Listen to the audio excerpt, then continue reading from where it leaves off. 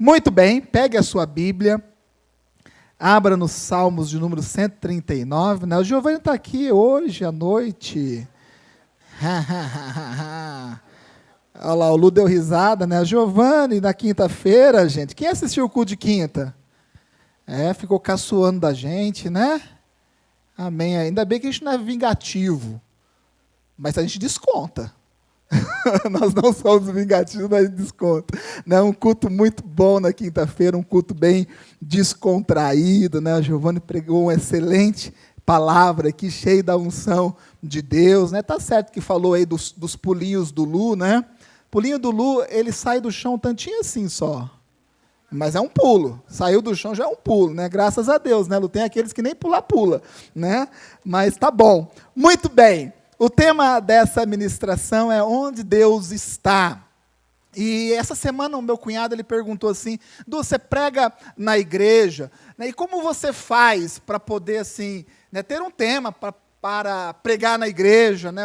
Como que é esse negócio aí? Você tem uma revelação divina, Deus vem, né, e fala algo no seu ouvido, né? Como que é isso? Né? Como que você prepara ou traz uma mensagem para a igreja, né? E eu disse para ele, né, que sim, Deus nos dá revelação, Deus fala conosco, mas a forma mais comum, né, de Deus nos inspirar são nas coisas cotidianas, né? No nosso dia a dia, nós vamos observando a igreja, aconselhando um irmão, né, observando a conduta da igreja como um todo. Às vezes Deus permite que ao longo do nosso dia a gente viva um fato ali que nos inspira a trazer uma mensagem à igreja, e assim Deus vai nos direcionando.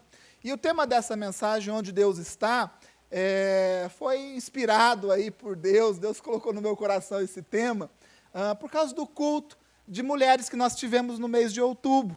A Andiara, ela conduziu aqui o culto das mulheres no mês de outubro, e ela fez aqui, né, eles fizeram uma encenação muito bonita da parábola das 10 virgens. E a Andiara sabiamente colocou só as 5 preparadas, né? Ela cortou pela metade ali, as não preparadas. Eu acho que faltou as virgens, atrizes para fazer as virgens não preparadas. Ela colocou as 5 preparadas. E aquela encenação, né, lógico, chama a nossa atenção. E as 5 virgens estavam aqui no altar, esperando quem? Esperando o noivo, esperando Jesus. E eu sabia, né, a gente conhece a história bíblica, e eu sabia que a qualquer momento, né, Jesus entraria ali, porque a história, o resultado da história é justamente essa. Né? E a Adra falou para mim: Du, cadê Jesus? Né? Adivinha quem é Jesus? Né? Porque a gente tem aqui o nosso ator principal, nosso intérprete principal de Jesus, que é o Jotinha, né? Jotinha, ele aqui é o intérprete oficial, é o Jesus oficial aqui da igreja. Né? De cada 10 ministrações que tem que alguém representar Jesus, o Jotinha está em 11. De cada 10 está em 11.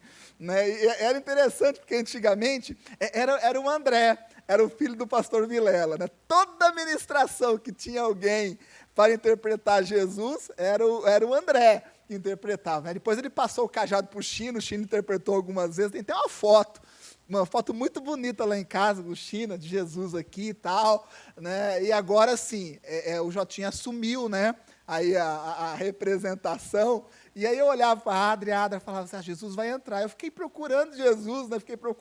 Jesus demorou um pouquinho para entrar, né? E daqui a pouco entra o Jotinha representando Jesus, né? Para arrebatar a igreja e tal, essa história bíblica que nós conhecemos. E aí eu vendo esse fato, Deus colocou no meu coração, né, esse tema: onde está Deus? Onde está Deus? Então o tema é uma pergunta, então eu faço essa pergunta para você: onde Deus está? Onde Deus está? Pegue a sua Bíblia, abra no Salmo de número 139, eu quero ler com vocês alguns versículos do Salmo 139. Eu ando agarrado, viu, pastor Vilela, com os Salmos, né? Não somente lendo, mas estudando, lendo e relendo. E salmos, gente, assim, são preciosos, preciosos, né? Eu era daquela vertente que salmos era poesia e música, era só para adorar a Deus. Mas Deus tem nos dado palavras em salmos, palavras doutrinárias, de direção, né? Eu tenho me apegado tanto, né, aos salmos, né, e vai ser muito comum ministrações neste livro. Salmo de número 139, versículo de número 7, Davi, ele diz o seguinte: para onde me irei do teu espírito? Ou para onde fugirei da tua face? Se subir aos céus, tu aí estás. Se fizer no Seol a minha cama, ou na sepultura, ou no lugar profundo, eis que tu ali estás também. Se tomar as asas da alva ou da alvorada, se habitar nas extremidades do mar, até ali a tua mão me guiará, e a tua destra me susterá ou me sustentará. Assim diz a palavra de Deus. Senhor, nós te agradecemos pela sua palavra que foi lida. Nós te pedimos mais uma vez, conduza a nossa vida, Senhor. Nós queremos ir além, ó Pai, daquele entendimento básico da sua palavra. Nós queremos ter uma revelação nesta noite, ó Pai. Sabemos que o Senhor tem algo preparado para as nossas vidas, que a sua vontade se cumpra em nós e através de nós. E nós fazemos essa oração no nome do Senhor Jesus.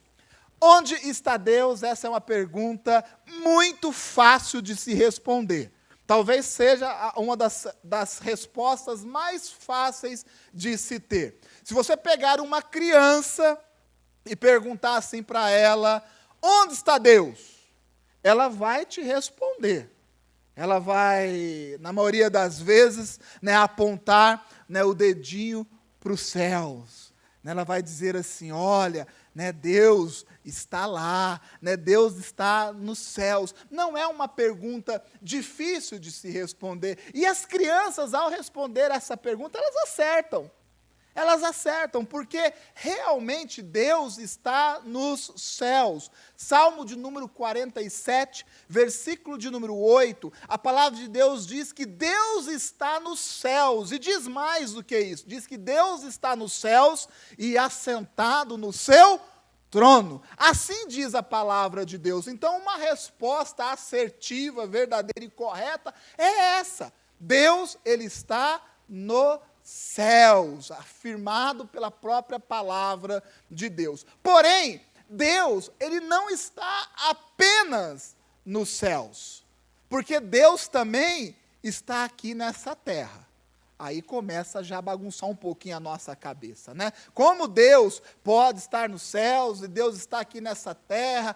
Como isso funciona, né? A teologia nos dá um nome para isso, é chamado de onipresença. Deus é onipresente. O que isso quer dizer? Que Deus, ele está em todos os lugares. A resposta correta para onde Deus está é nos céus, mas existe também outra resposta para isso: Deus, ele está na terra, ou seja, Deus está em todos os lugares. O livro de Gênesis nos diz, já logo na introdução do livro de Gênesis, né, que Deus, o Espírito de Deus pairava sobre esta terra, mesmo no momento em que a terra era sem forma e vazia. Então Deus também está aqui nessa terra. Números, capítulo de número 14, versículo de número 21, a palavra de Deus diz que Deus, ele enche toda a terra. Olha que coisa maravilhosa. Deus, ele enche toda a terra. Deus está presente neste lugar. Amém? Deus está presente neste lugar. E isso, gente, é algo que tem que fazer sentido para a nossa vida. Isso é algo que tem que mudar a nossa forma de ver a nossa própria vida. Deus, Ele está em todos os lugares. Gênesis capítulo de número 3, versículo de número 8, a palavra de Deus diz que Deus descia na viração do dia, num lugar chamado Jardim do Éden, conhecido como paraíso, e ali Ele tinha um relacionamento, Ele conversava, Ele caminhava com Adão e Eva naquele jardim, naquele lugar tão maravilhoso. Deus está nos céus, porém, Deus também está aqui nessa terra, e mais do que isso, Hebreus capítulo de número 4, versículo de número 13, a palavra de Deus diz que tudo está diante dos olhos de Deus. Amém, Nete? Glória a Deus. Tudo está diante dos olhos de Deus. Deus está em todos os lugares, mas Deus também observa tudo. Não existe nada que nós façamos na face dessa terra que Deus não saiba, porque os olhos de Deus estão em todos os lugares. Deus observa tudo. Então aquele pensamento de que, Deus não vai ver isso.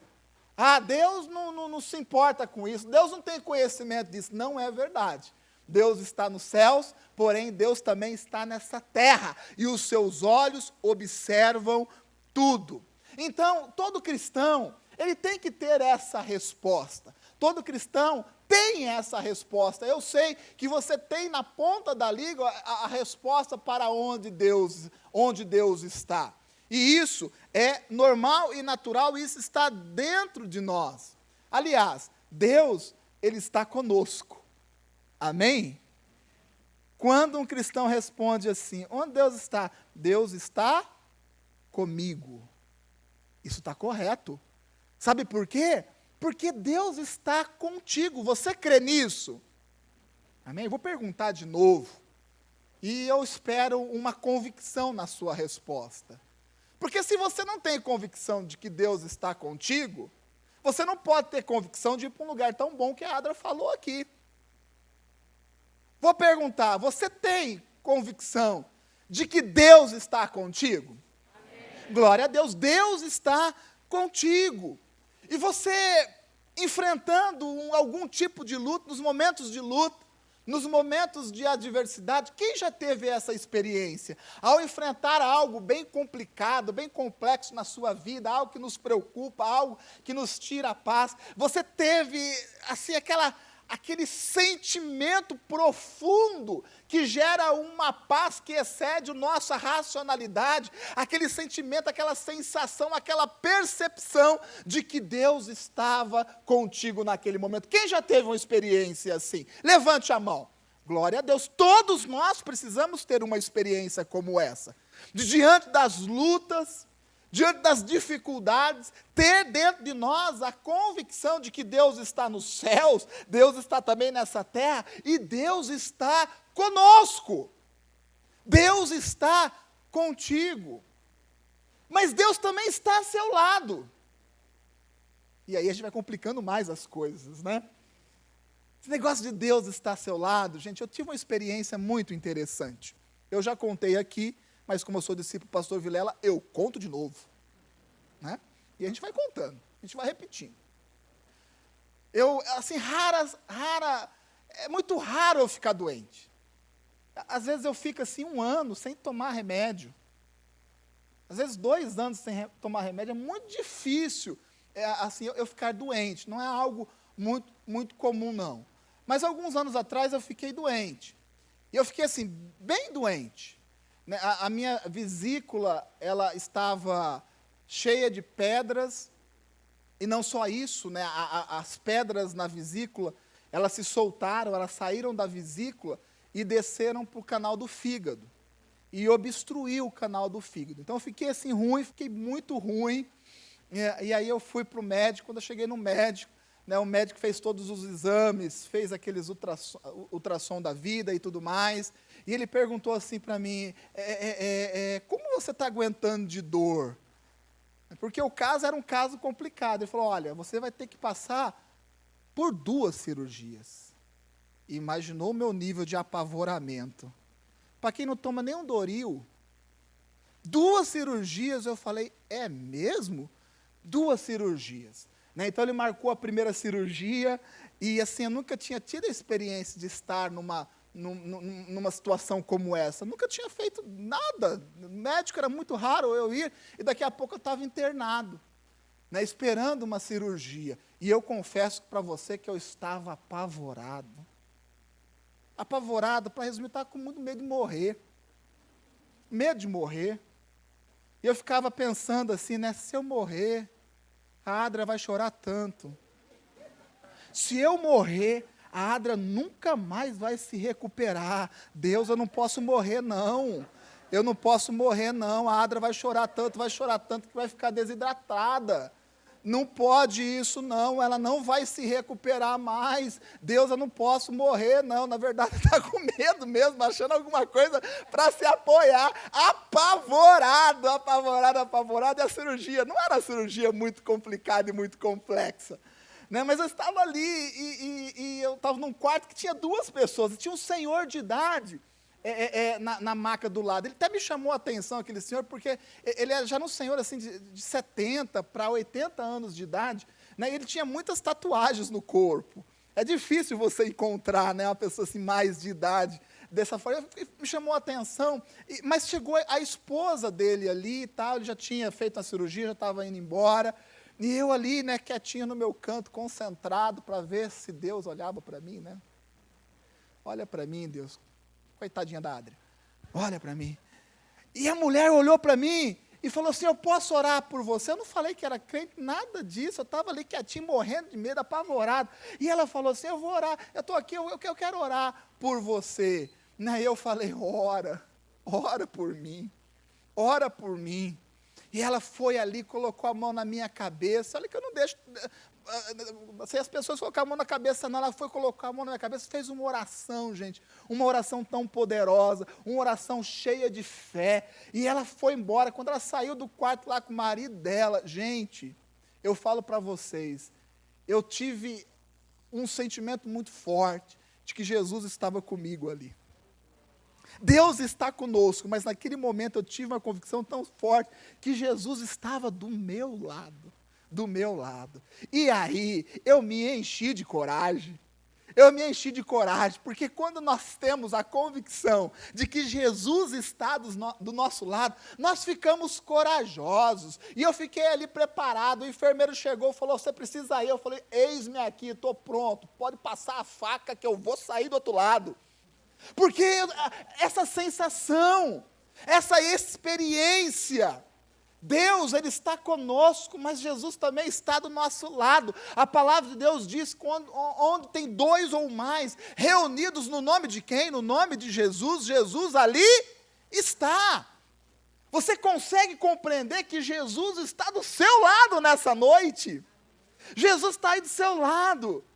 Porque brota na nossa cabeça, às vezes, a sensação de que, não, Deus está lá nos céus, Jesus está lá, à direita de Deus Todo-Poderoso, está lá, Deus não está aqui comigo, não. Eu preciso me esforçar muito para Deus chegar pertinho. E a palavra de Deus nos diz e nos faz compreender que Jesus está do nosso lado. Jesus, Ele está do seu lado, gente, e isso muda, tem que mudar a nossa vida. Tem que mudar a nossa forma de pensar.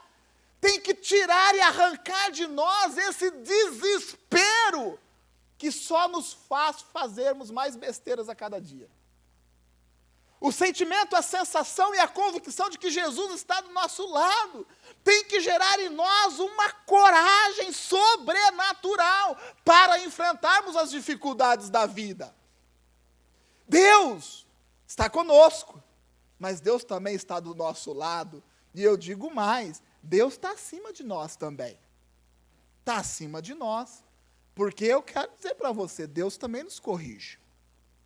Deus também nos corrige. Nem vou perguntar quem já foi corrigido por Deus aqui. Se você nunca foi corrigido por Deus, alguma coisa está errada contigo. Deus nos corrige, Deus está acima de nós. Deus nos sustenta, Deus nos conduz, Deus nos salva. Cristo salva, isso é tudo a realidade, mas Deus também está acima de nós, Deus nos corrige quando é necessário sermos corrigidos. Tem pessoas que não veem dessa forma. Não, Deus, né? Deus só passa a mão na minha cabeça, né? Deus é Deus de bênção, Deus não é Deus de maldição. Está correto, a palavra de Deus diz isso. Mas Deus está acima de nós, e se for necessário, como muitas vezes é necessário, Deus vai nos corrigir. E eu digo para você, eu já fui corrigido muitas e muitas e muitas vezes por Deus. E eu digo mais para vocês, eu oro a Deus todo dia, eu falo, Senhor, vê se há em mim, se existir em mim algum caminho mau, Senhor, me alerta, me corrija. E sabe o que Deus faz? Deus nos alerta e Deus nos corrige. Qual é a resposta do crente, do cristão, para essa pergunta? Deus está comigo, Jesus está do meu lado, e Deus está acima de todos nós.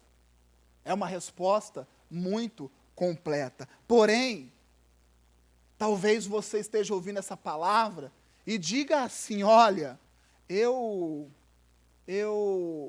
não sou crente. Eu estou aqui na igreja, ou eu estou conectado aqui, né, estava passando aqui no YouTube, e eu vi uma chamada, me mandaram um link, me convidaram, eu não sou crente. Onde Deus está para aqueles que não são crentes?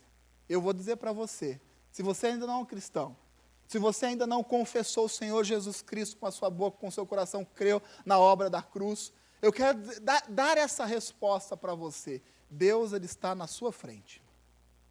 Deus está na sua frente. Talvez você tenha entrado aqui nessa noite, porque você foi convidado.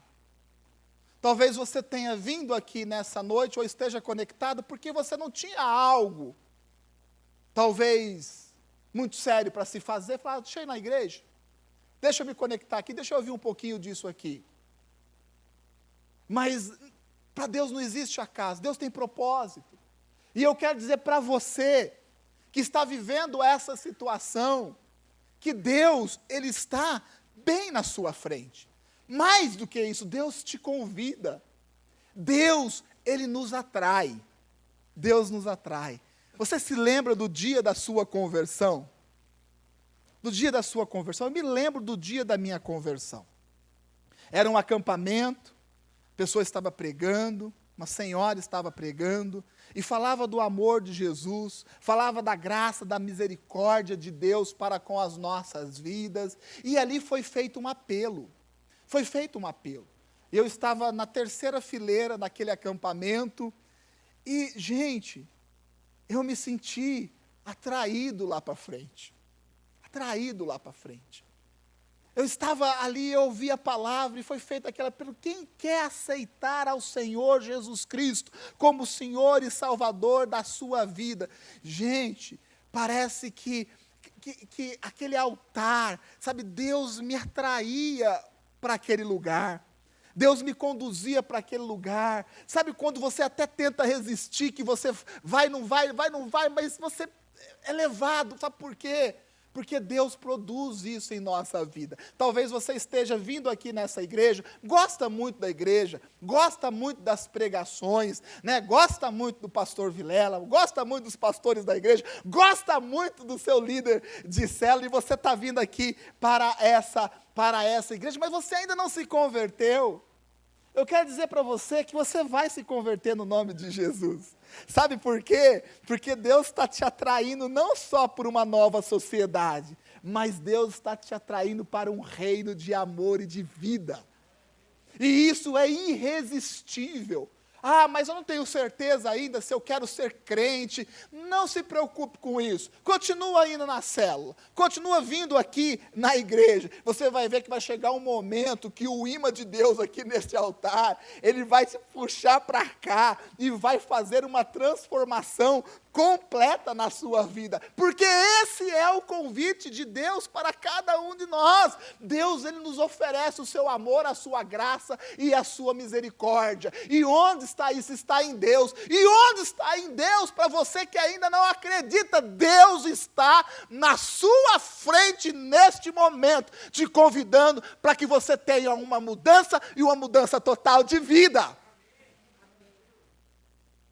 E isso é inevitável.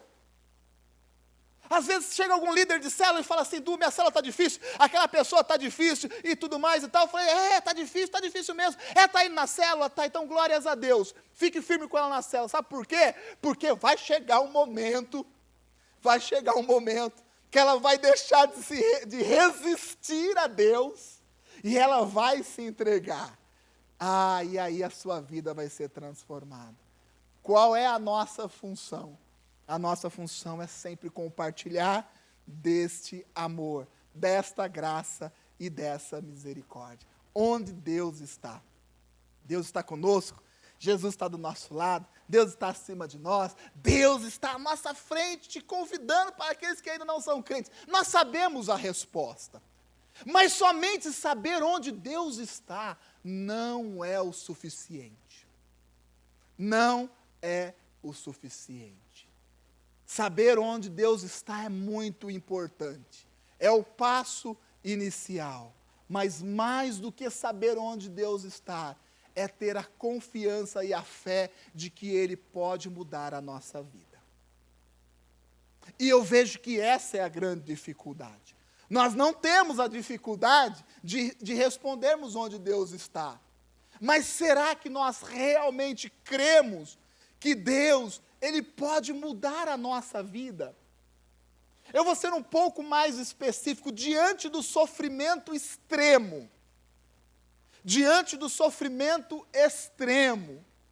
você sabendo onde Deus está, você crê que Ele pode mudar a sua vida? Que Ele pode te curar? Que Ele pode te livrar desta situação? Você de todo o seu coração crê em Deus sem um pingo de dúvida? Eu vou falar para vocês, todos nós duvidamos. Todos nós duvidamos. Sabemos onde Deus está. Sabemos que Deus está conosco. Sabemos que Deus age na nossa vida. Mas é muito comum, quando nós enfrentamos situações complexas na nossa vida, o sofrimento extremo, que caia em nosso coração uma gota de dúvida. Jesus Cristo, quando estava já no final do seu ministério, ali no Getsêmani, orando, ali já naquele momento, naquela obra da cruz, no início da obra da cruz, tudo aquilo que aconteceu com Jesus, ele usa uma expressão para com Deus, ele fala assim, Senhor, né, Deus meu, por que me abandonastes ou desamparastes? E sabe quem estava se expressando dessa forma? Jesus.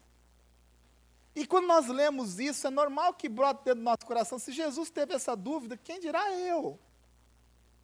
Quem dirá eu que sou um comedor de arroz e feijão? Se Jesus usou essa expressão, eu tenho também o direito da dúvida. Mas nós não podemos esquecer que Jesus cumpriu com o seu objetivo, viveu o seu sofrimento extremo em nosso favor, mas que depois disso, Ele foi totalmente glorificado, através da ressurreição. Às vezes nós paramos na metade da história. O quanto você tem duvidado de que Deus pode mudar a sua vida? O quanto ao enfrentar uma luta complicada, uma luta difícil, algo que realmente a capacidade humana não alcança, neste momento, o quanto você tem crido em Deus? Eu sei que Deus está comigo. Eu estou indo na igreja, eu sei que Deus está presente na igreja. Eu sei que Deus está nos céus e está olhando por mim. Isso é muito bom, mas você crê que Deus pode mudar a sua vida? Você crê realmente que Deus pode transformar essa situação? Todos nós temos uma visão diferenciada do sofrimento. Todos nós temos uma forma de encarar o sofrimento. Eu expressei para vocês aqui um pouco da minha experiência. E algo que também nem era tão grave. Uma forma que eu encarei o sofrimento, e precisou Deus mandar uma mulher que era um anjo de Deus, era um anjo de Deus para poder orar por mim. para que eu compreendesse que Jesus estava comigo e mais do que isso, que Ele estava me sustentando naquele momento. Nós temos maneiras diferentes de encarar o sofrimento. Não, o nosso pastor Vilar, fez uma cirurgia da coluna, colocou 4 pinos na coluna, e ficou um bom tempo sofrendo com isso. Era um sofrimento mesmo, era uma dor aguda. Eu nem gostava de olhar. Eu ia lá, mas olhava de ladinho assim, para não ver o sofrimento. E nós íamos, olha a nossa audácia. Eu pegava os pastores aqui, e nós íamos fazer reunião de presbitério lá na casa do pastor Vilela. Ele deitado na cama, não podia nem levantar, nem andar. Até para respirar doía. E nós estávamos lá fazendo o quê, Jé? Reunião de presbitério. Gente, se é comigo, eu estou com aquela dor, e chega um grupo pastor para falar assim, vamos fazer reunião de presbitério, eu desço na voadora. Eu sou curado na hora. Eu falo, vocês estão loucos? Não está vendo a minha coluna? Não está vendo esses 4 pinos? Vocês não estão vendo esse quilo de remédio que eu estou tomando? Não está vendo a minha dor? Vocês não estão vendo o meu sofrimento? Cada um tem uma forma de expressar o seu sofrimento e a sua dor.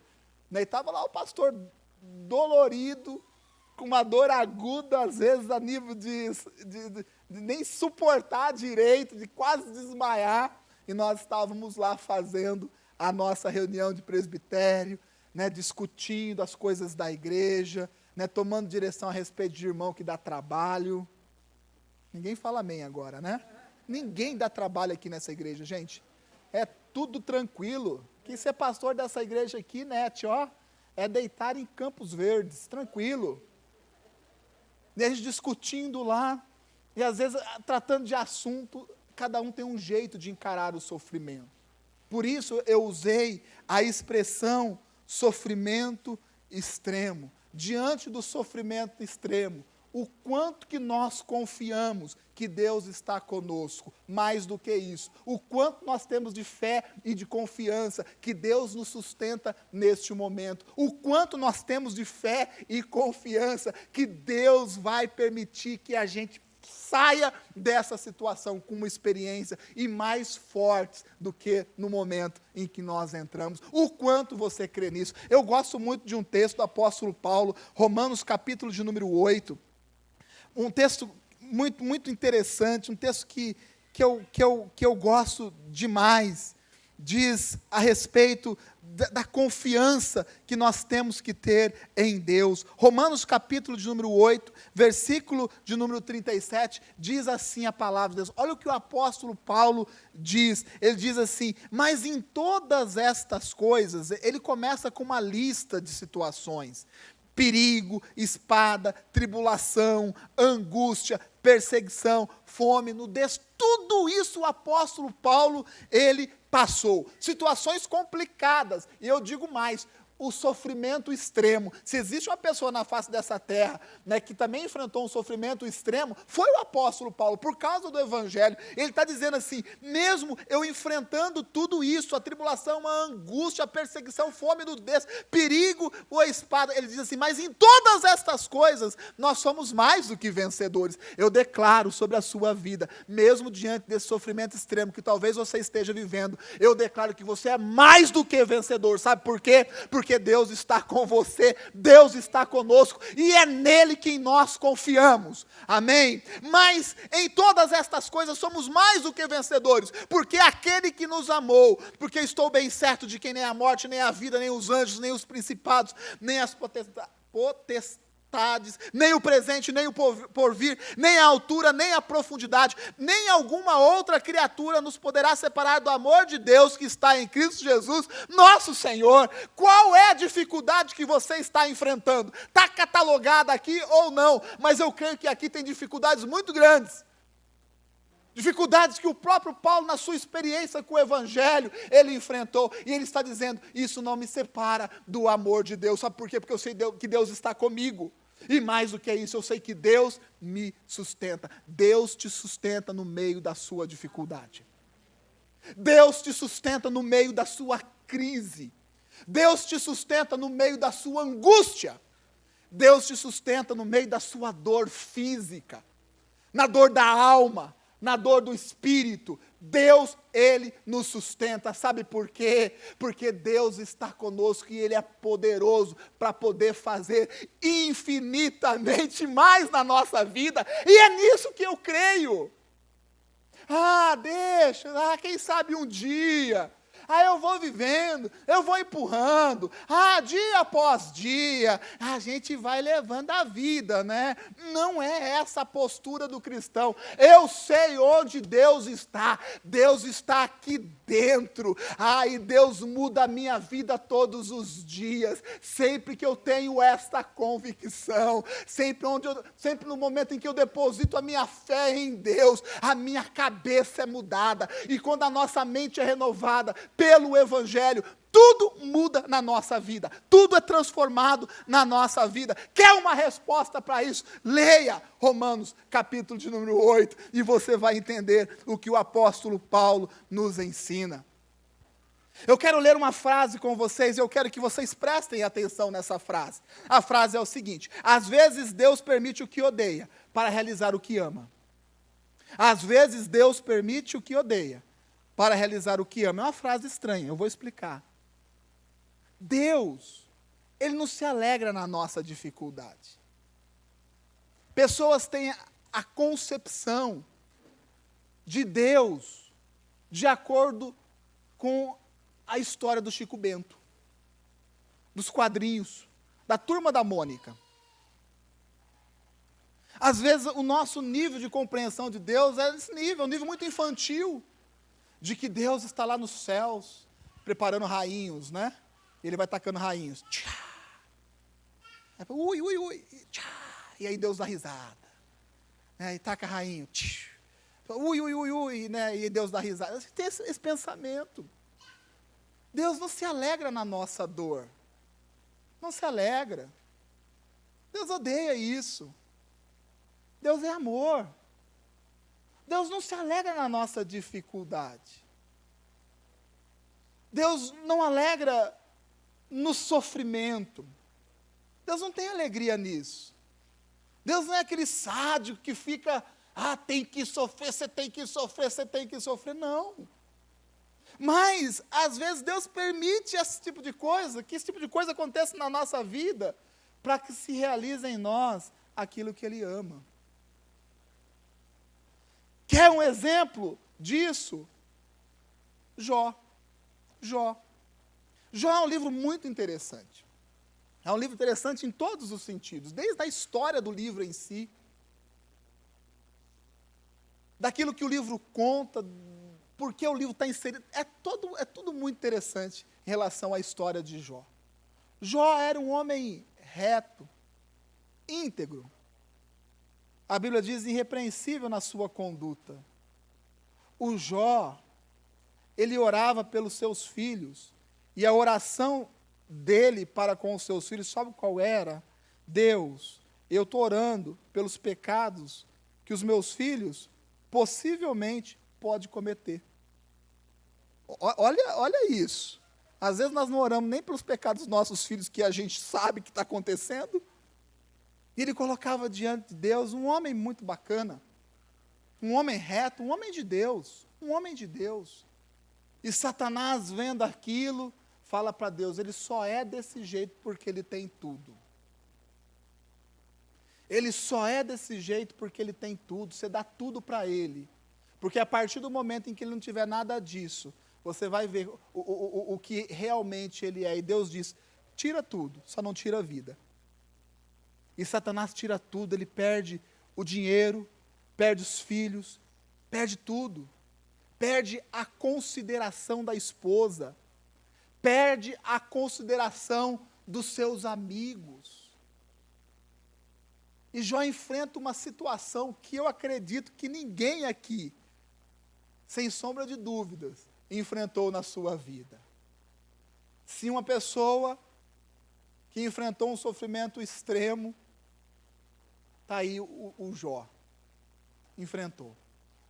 Mas o interessante é que todo esse sofrimento que Jó enfrentou, mudou a vida dele.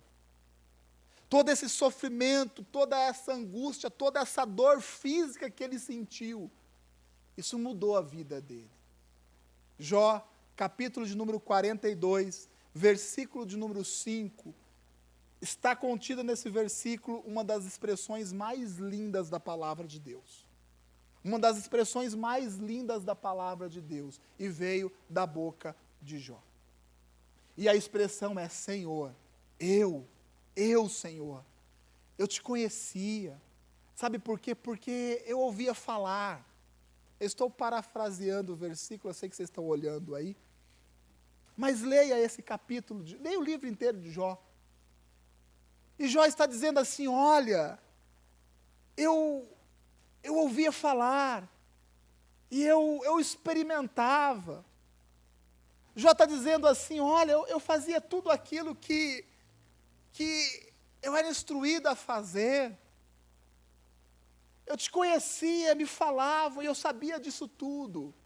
Mas diante de todas essas experiências, Deus, a minha vida mudou. Porque antes eu ouvia falar, mas agora os meus olhos te veem. Os meus olhos te veem. Talvez você aqui nessa igreja viva uma situação exatamente como essa. Talvez você ame a Deus por histórias que te contaram, por testemunhos que são falados aqui na frente. Talvez você conheça a Deus somente pelo testemunho do outro. Talvez você conheça a Deus, ou a sua experiência com Deus seja a experiência adquirida com a experiência de outro. Porém, eu vejo que Deus quer lhe dar experiências reais com Ele. Você sabe onde Deus está. É o momento de nós começarmos a ter experiências profundas com Deus. De não somente viver de histórias que nos contam, mas de viver de experiências que Deus quer nos dar. Deus quer te dar experiências, e experiências verdadeiras, experiências concretas. Você sabe onde Deus está? Eu sei que você sabe, mas você crê que Deus pode mudar a sua vida? Você crê que Deus pode mudar essa situação? Deixa eu contar um pecado meu para vocês. Tu me ficou assustado agora, né? Deixa eu contar um pensamento meu, que depois eu descobri que não era um pensamento muito correto de se ter. Porque aqui na igreja, uma das nossas funções principais, e que eu mais amo, é de aconselhar. É de aconselhar. Eu amo aconselhar as pessoas, eu já falei isso aqui. Mas tem pessoas que são muito complicadas. Tem gente que é difícil. Tem gente que é carne de pescoço, curva de rio. Vou até tomar cuidado para não olhar muito aqui, senão a pessoa fala: sou eu, Senhor, por acaso sou eu, Senhor? Tem gente que é complicada. Tem pessoas que a gente gasta o gogó, certo, Giovanni, para tratar da pessoa. Tem gente que, se fosse possível, a gente rachava a cabeça dela com um machado para colocar a palavra ali dentro. Pessoas que são complicadíssimas. Pessoas que você aconselha e aconselha um pouquinho mais. E a pessoa não muda. A pessoa que você usa todos os argumentos bíblicos, que você ora cheio de fé, cheio de unção, a pessoa que você faz ela passar pelo encontro, ela passa, despassa. Toda foto do encontro ela está lá. Para não estar em todas, um sim, um não, um sim, um não, um sim, um não. Nós temos aqui as fotos do encontro, nós vamos colocando aqui no quadro. De vez em quando a gente encontra, assim a pessoa: esse sim, esse não, esse sim, esse não. Complicado. Pessoas difíceis, sabe, que são resistentes à mudança. Pessoas que não é que tenha dificuldade de compreender o que é certo ou errado, tem dificuldade de tomar posição, de tomar decisão. E você aconselha, você usa de tudo, você conta a sua experiência, você ensina a palavra, você ora, você roda rodopia, planta bananeira, você faz de tudo que é para a pessoa compreender o evangelho, e a pessoa não compreende. E eu, como pastor, diante dessas situações, eu tinha uma expressão, não estou mais usando essa expressão, esse é o meu pecado.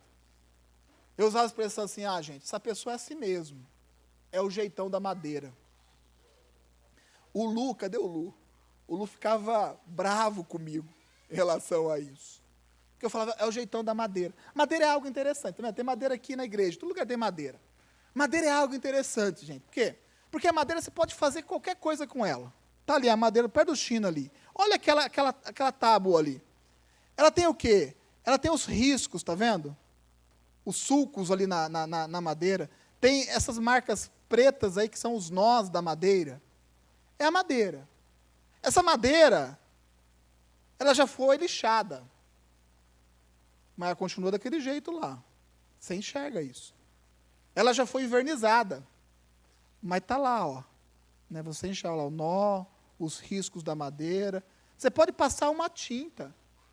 Você chegar pertinho, você consegue identificar ali os nós e tal. Então, o jeitão da madeira. E eu tinha isso dentro da minha cabeça. Eu falava assim, tem crentão, tem crente que é assim. É o jeitão da madeira. Você pode dar uma lixada, você pode dar uma invernizada, né? Vai lá o Giovanni lixa, vai o pastor Vilela inverniza, vai o Du ali, passa uma tinta em cima, né? Vai a Ada, já quer passar uma massa corrida, mas lá dentro está daquele jeito. E eu confesso para vocês que muito tempo eu pensei desse jeito. Falei, olha, tem certas pessoas que é assim, é o jeitão da madeira, vai ser desse jeito, mas eu estava errado. Estava errado. Sabe por quê? Porque eu creio no poder de Deus. Eu creio no poder de Deus. E eu creio que Deus pode mudar todas as pessoas. Eu creio do fundo do meu coração que por mais rústico que seja você, por mais madeira ruim que seja você, ou que nós sejamos, Deus pode mudar a nossa vida. Sabe por quê? Porque Deus mudou a minha vida.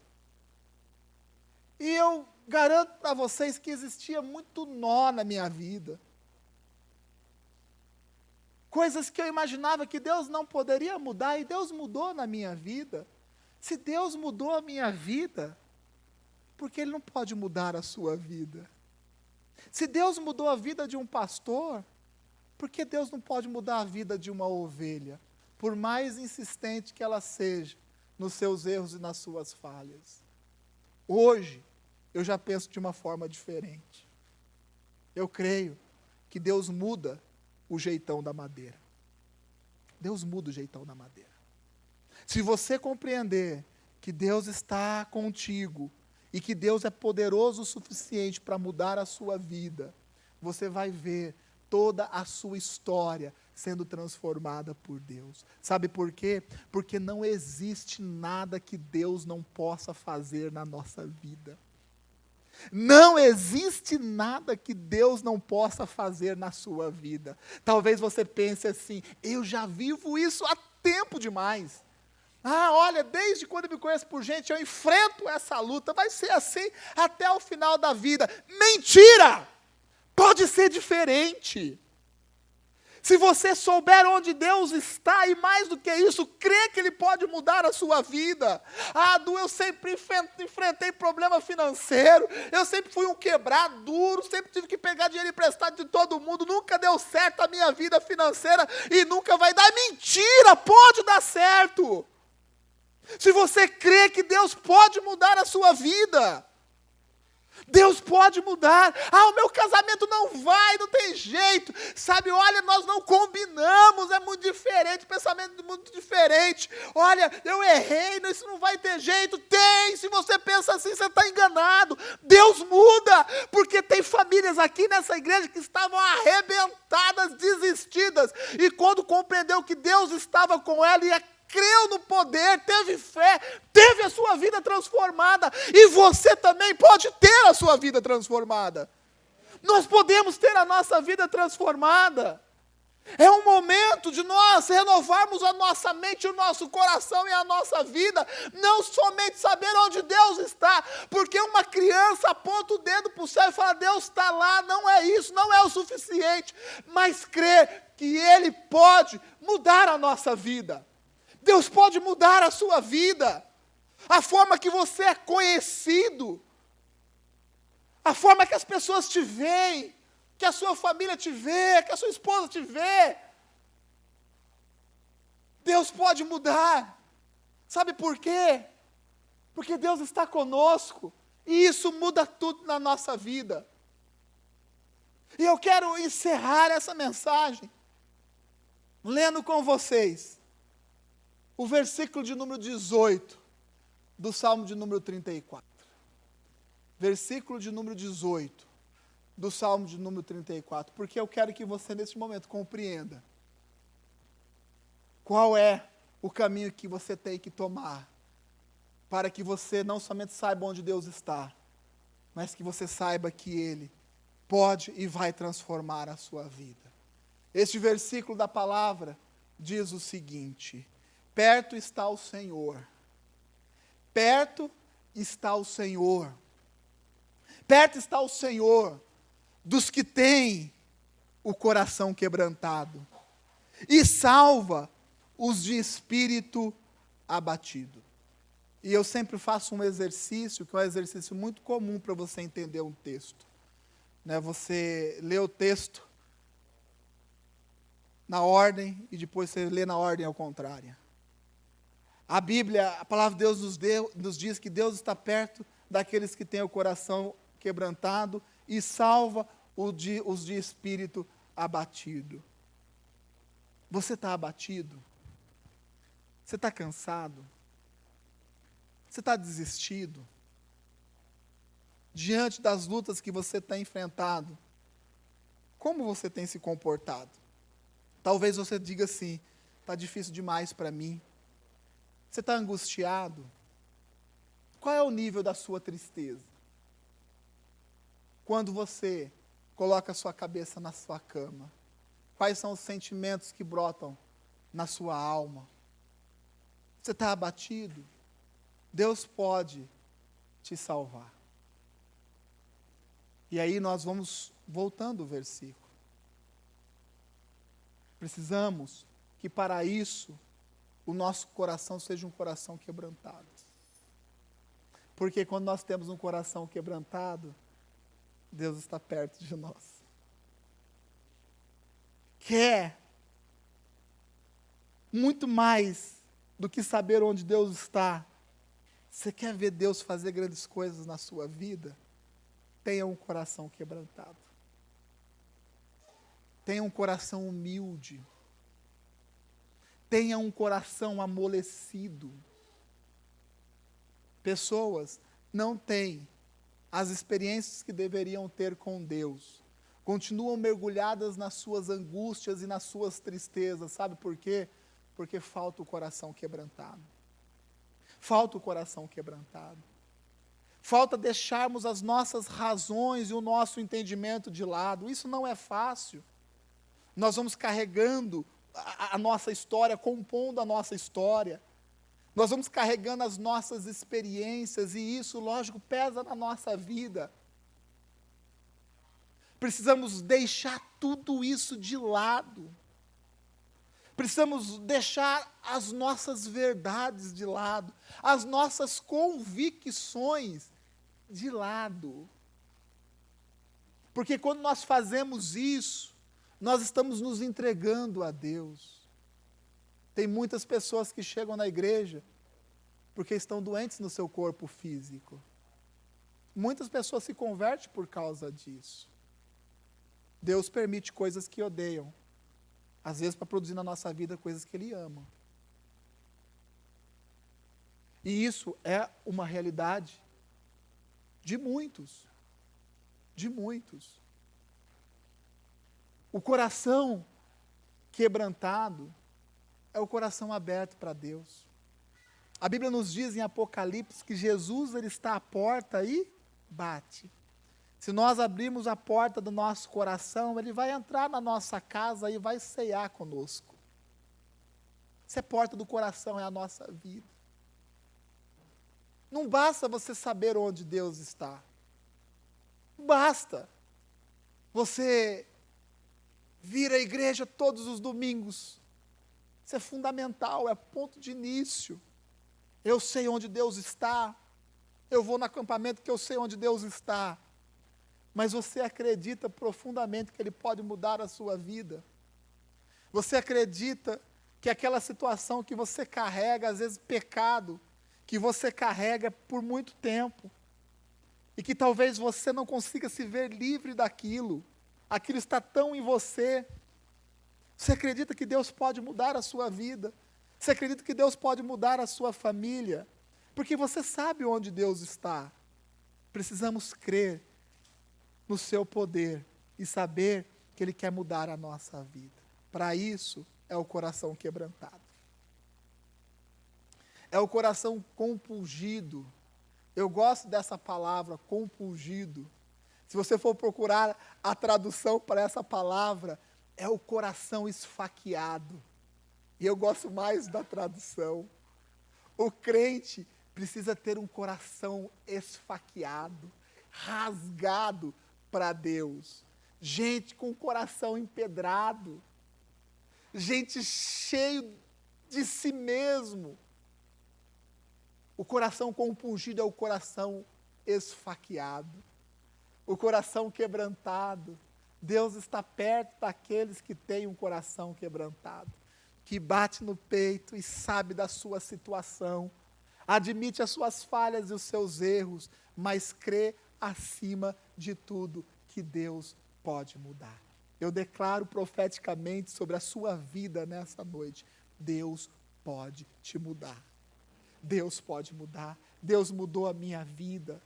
Hoje eu creio que eu sou um marido muito melhor do que eu era 1 ano atrás. Não estou falando há 10 anos atrás, não. 17 anos eu tenho de casado. Eu sei que minha esposa, ela concorda com isso. Eu sou um marido bem melhor hoje do que era 1 ano atrás. Sabe por quê? Porque eu sei onde Deus está, mas eu sei que Deus pode mudar a minha vida. E eu me quebranto diante de Deus, mesmo diante das verdades que está aqui dentro. Tem verdades que está aqui dentro, que é aquela verdade que você é isso, e você tem uma convicção tão grande naquilo. E, não, Deus, isso não precisa que você venha. Porque isso eu sei, eu estou certo. E quando você coloca no altar de Deus, Deus te arrebenta. E você vê que aquela certeza que você tinha naquilo não era bem isso. E aí você cai numa consciência, renova a sua mente, e Deus faz um milagre na sua vida. E é isso que Deus quer fazer. Coração quebrantado. É o coração que Deus se agrada.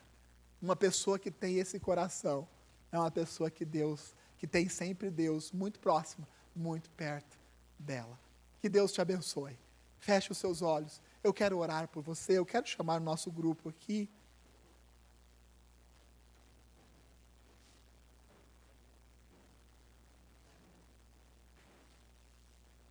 Deus nos deu uma palavra. Eu procurei ouvir a voz de Deus e transformar essa palavra numa ministração aqui nessa noite. De colocar pontos, de trazer algumas explicações, dar alguns exemplos para que você compreenda isso. Deus está presente nesse lugar e já derramou sobre a sua vida uma sabedoria para que você entendesse a palavra. Creio que a nossa missão é essa. Porém, agora começa a sua missão, que é de fechar os seus olhos e falar assim: Senhor, eu compreendi essa palavra. Eu entendi o que o Senhor quis me dizer nesta noite. Senhor, eu reconheço que eu preciso ter esse coração quebrantado. Eu reconheço, ó Pai, que eu sou altivo, que eu sou prepotente nessas áreas da minha vida. Eu reconheço, ó Pai, que eu tenho dificuldade de parar no emprego, porque eu sou bocudo, porque eu falo demais, porque eu sou briguento. Eu reconheço, Deus, que lá na minha casa, realmente eu sou um problema. Eu tenho sido um problema. Eu reconheço que lá na minha casa, Senhor, mesmo sabendo que o Senhor está presente naquele lugar, eu reconheço que faltam atitudes da minha parte. Falta, Senhor, entender que meu coração precisa mudar. Falta, Senhor, entender que eu preciso ser uma pessoa de coração quebrantado, o coração amolecido, o coração esfaqueado, o coração compungido, o coração rasgado para Deus, porque se o nosso coração for assim, perto está Deus de cada um de nós. E essa sensação, esse sentimento, essa percepção produzem milagres na nossa vida. Deus quer fazer milagres na sua vida. Qual é a área que você resiste? Qual é a área que você é autossuficiente? Qual é a área que você ainda não conseguiu colocar Deus em primeiro lugar? Onde Deus está? Deus está neste lugar. Deus está neste lugar. E onde Deus está, existe milagre, existe transformação. Para quem? Para os corações quebrantados. Para os corações amolecidos. Que o seu coração seja este coração nesta noite. Feche os seus olhos. Nós vamos ministrar esta canção. E eu quero que você rasgue o seu coração para Deus neste momento. Quebranta o meu coração, quebra o meu coração, como a poça anseia pelas águas, minha alma anseia por ti.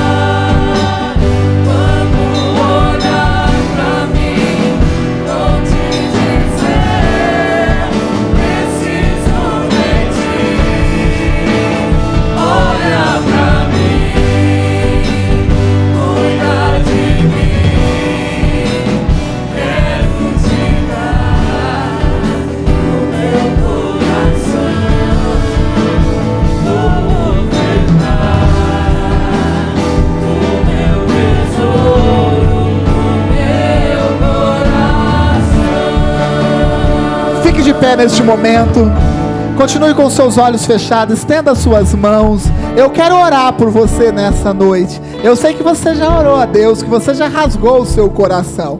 Agora Deus vai derramar de uma unção sobre a sua vida, de um poder, de algo sobrenatural, para que você saia daqui, não somente compreendendo essa palavra, mas aplicando ela na sua vida intensamente. Senhor, eu oro por esse povo, de uma forma profética, ó Pai, eu declaro um novo tempo na vida de cada um, ó Pai.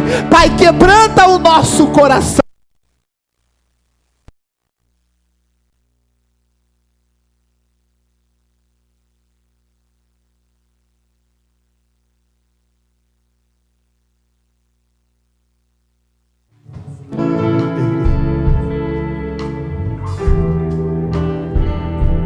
Continue com seus olhos fechados, com as suas mãos erguidas.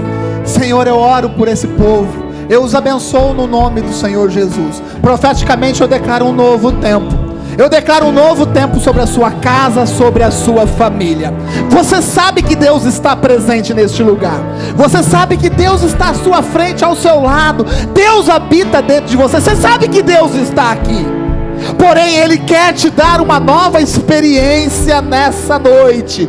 Jó declarava: olha, eu ouvia falar, mas agora os meus olhos te veem. Eu declaro, no nome do Senhor Jesus, que os seus olhos já estão sendo abertos nesse momento. Comece a contemplar o Senhor na sua vida. Os seus olhos vão passar a enxergar Deus em todas as coisas, em todas as situações. Os seus olhos vão começar a enxergar Deus, mesmo no sofrimento mais extremo, na angústia mais profunda, você vai enxergar Deus. Davi dizia assim: eu posso subir no lugar alto, no lugar mais alto, o Senhor ali estará. Davi dizia assim: eu posso ir para o lugar mais profundo, eu posso armar a minha cama lá na sepultura, lá nas profundezas. Eu sei, Senhor, que o Senhor ali estará. Deus está aqui, Deus está mudando a nossa vida. O coração quebrantado, se o seu coração é um coração quebrantado, você terá neste momento, no nome de Jesus, os seus olhos espirituais abertos, e com Ele uma transformação sobrenatural na sua vida. Receba, meu irmão, receba o toque de Deus, receba o poder de Deus sobre a sua vida. Seja cheio, cheia deste poder, o poder que muda as nossas vidas, o poder que transforma, o poder que renova, o poder que faz de nós pessoas especiais diante de Deus. Preciso de ti, olha pra mim, cuida de mim, quero te dar o meu coração, vou ofertar o meu tesouro no meu coração. Vou me desesperar quando olhar pra mim, vou te dizer: preciso de ti, olha pra mim, cuida de mim, quero te dar o meu coração, vou ofertar o meu tesouro, o meu coração. Você compreende essa palavra? Essa palavra faz sentido no seu coração? Glórias a Deus. Dê um forte aplauso ao Senhor. Eu confesso que dá uma vontade de impor as mãos, de orar por vocês, mas infelizmente nós ainda estamos impedidos. Mas você está cheio da presença de Deus. Sabe por quê? Porque você tem um coração quebrantado. A nossa igreja é uma igreja obediente, é uma igreja de coração quebrantado, porque os nossos pastores têm coração quebrantado. A nossa igreja, ela recebe a palavra, sabe por quê? Porque o nosso coração é rasgado para Deus, o seu coração é rasgado para Deus. Deus vai fazer o sobrenatural na sua vida. Creia, tão somente creia. Amém? Glórias a Deus. Essa semana eu vou ficar uns 3 dias fora, né? Eu vou dar um refrigério para a alma, para a cabeça. O pastor Vilela vai estar me substituindo. Eu acho que ele consegue, né? Eu acho que ele consegue. O pastor Vilela vai estar me substituindo. Inclusive ele e a pastora vão pregar aqui na quinta-feira no culto de casais, tá? Pastor Vilela e pastora Sandra, tá? Gente, procura não dar trabalho essa semana. Amém? Procura não dar trabalho. Eu sei o trabalho que vocês dão aí, tá? Então, olha, se a mulher for brigar com o marido, porque só a mulher briga com o marido nunca briga com a mulher. Aí você vai falar assim, marido, para sua mulher: mulher, espera um pouquinho, vou brigar só a semana que vem. O Du não vai estar aí, só a semana que vem a gente briga. E também não morre agora não, viu? Deixa para morrer semana que vem, tá bom? Deus abençoe a sua vida, né? Os pastores estarão aí dando toda a cobertura, né? Eu creio que vai ser uma semana sobrenatural de Deus.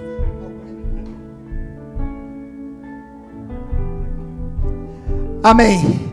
Estão todos abençoados, cheios da presença da palavra de Deus, cheios do poder. Retenha essa palavra e aplique na sua vida. Amém? Nós vamos dar nosso brado de vitória, nosso glória a Jesus. 1, 2, 3. Glória a Jesus!